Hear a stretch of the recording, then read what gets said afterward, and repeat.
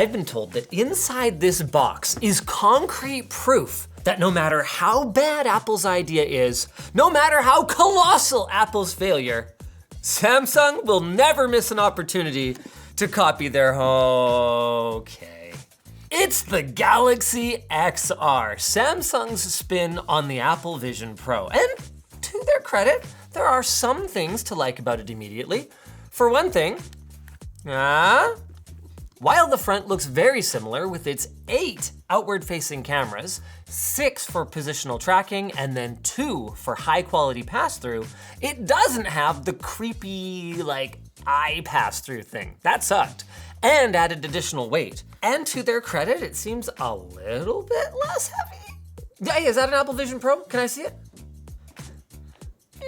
Not by enough that it's likely to make a huge difference, but at least it's less expensive, coming in at around half of the price of the Apple Vision Pro. With that said, I feel like the functionality might be somewhere on the order of half as well. Instead of using Apple's extremely powerful M-series silicon, it uses a Snapdragon XR2 Plus Gen 2, which, to its credit, Qualcomm claims is much faster than last gen, about 20% on the CPU and 15% faster on the GPU, but it ain't an M5. Let's take a look at the rest of the exterior. So also in the front is a depth sensing camera that's supposed to help map out the world around you, so your floor, ceiling, walls, that sort of thing. 2 of those outwardly facing spatial cameras seem to be dedicated to hand gestures. So of course, it's a 2026 product, which means it's chock full of AI, including Gemini integration, as well as AI-assisted motion controls. Though, to Samsung's credit, they do give you the option of using controllers. Then again, so does the Apple Vision Pro now, and the cost of Samsung's first-party controllers is about the same as the cost of the PSVR 2 controllers that you need for the Vision Pro.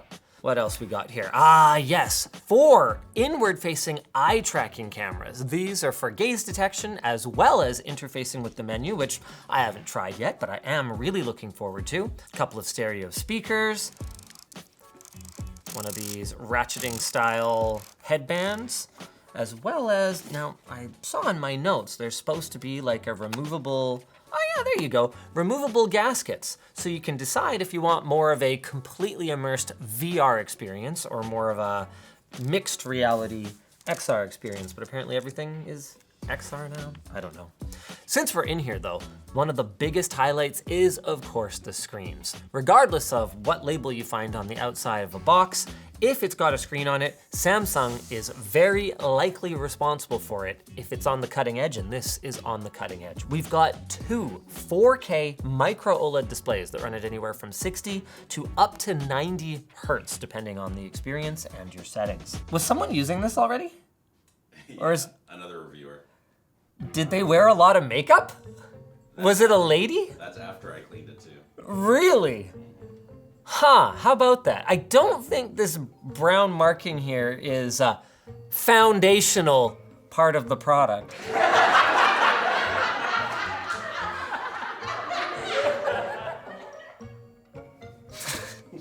It's unfortunate we can see it there in spite of Bell's efforts to cover up its presence. We've got spacers here. So depending on how close you like the lenses to sit to your eyes, you can either put a thick one, a thin one, or no spacer at all. I don't know if I'm gonna get away with no spacer because of my lashes.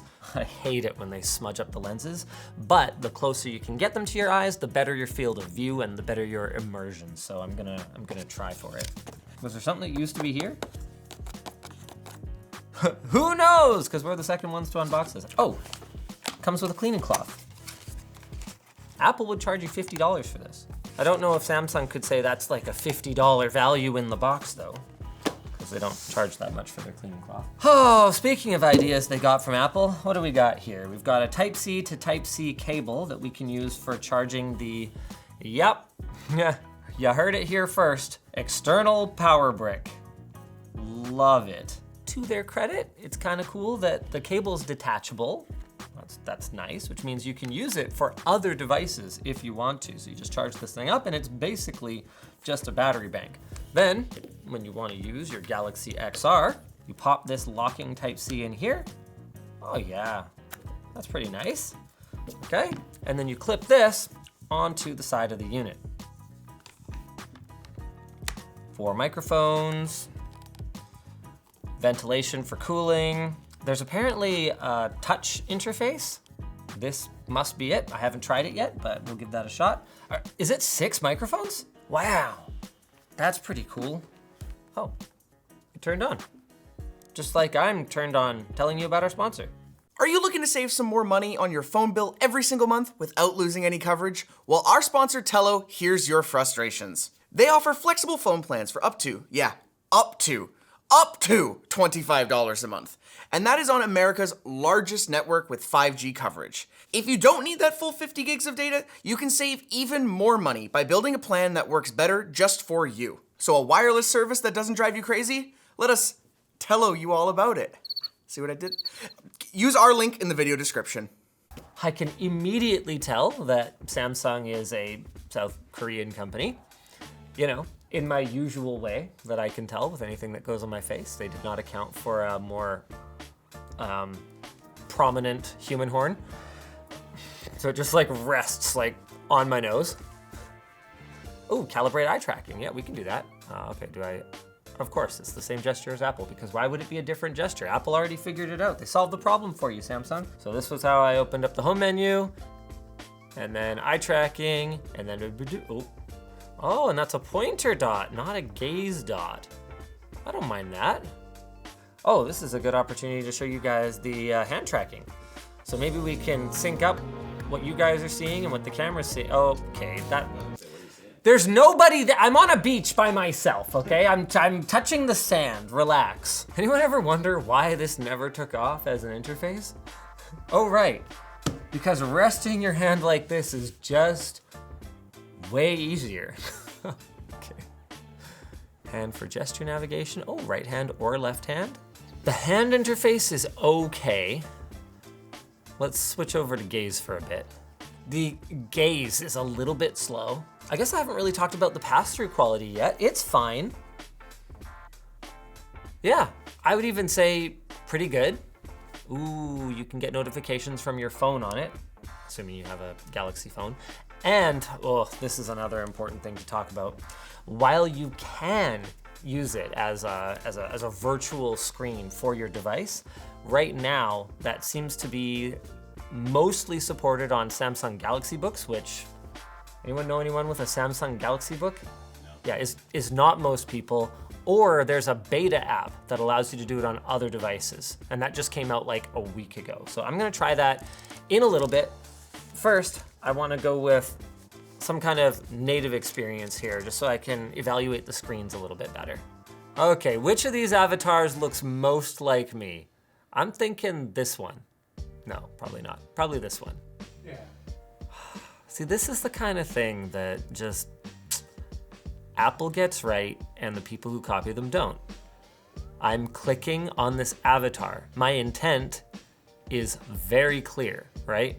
But no, I have to glance down there and select it.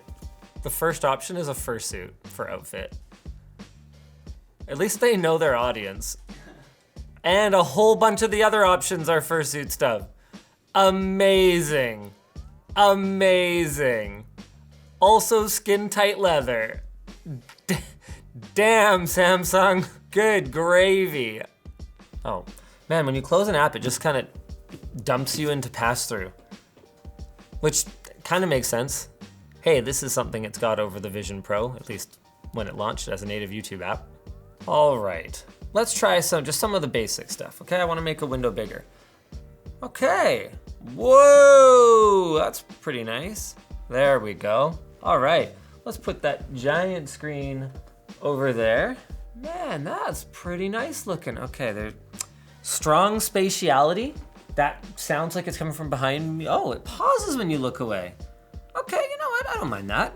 I can't say I love that glancing around at the interface means that it never goes away. So if something's bothering you and you're like, oh man, that annoying interface, I can't stop looking at it, it will just simply never go away. There, if we click, there we go. These screens are incredible. The pass-through cameras do not do them justice at all. Man, if I lived alone and I had a smaller nose, there would just be no reason to have a giant TV at all, because this is just plain as good or better. Okay, let's fire up Google Maps. I really am getting that bulged out toward me sense. I don't know what it is. It does not look flat though. And I don't remember noticing anything like that on the Vision Pro. Oh yeah, immersive view. Here we go. Oh, whoa, buddy.